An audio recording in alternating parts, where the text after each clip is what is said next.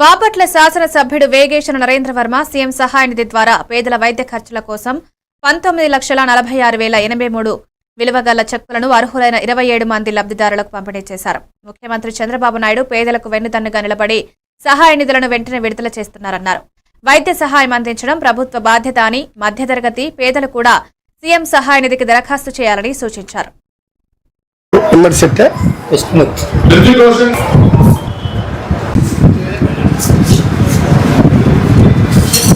ఆసుపత్రి ఖర్చుల కోసం నా వంతుగా మీకు ముఖ్యమంత్రి సహాయ నిధి నుండి మీకు డబ్బులు మంజూరు చేయటం జరుగుతున్నది.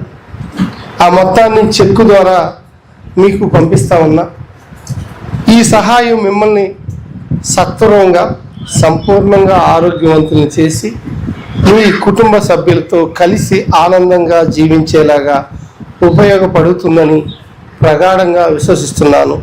సదా మీ ఆరోగ్యాలతో ఆకాంక్షించే మీ భవదీయుడు నారా చంద్రబాబు నాయుడు గారు. నమస్కారం అండి, నా పేరు నరేష్ కుమార్. మాది బాపట్ల. 4 months బ్యాక్ నాకు యాక్సిడెంట్ జరిగింది. నేను సీఎం రిలీఫ్ ఫండ్కి అప్లై చేశాను.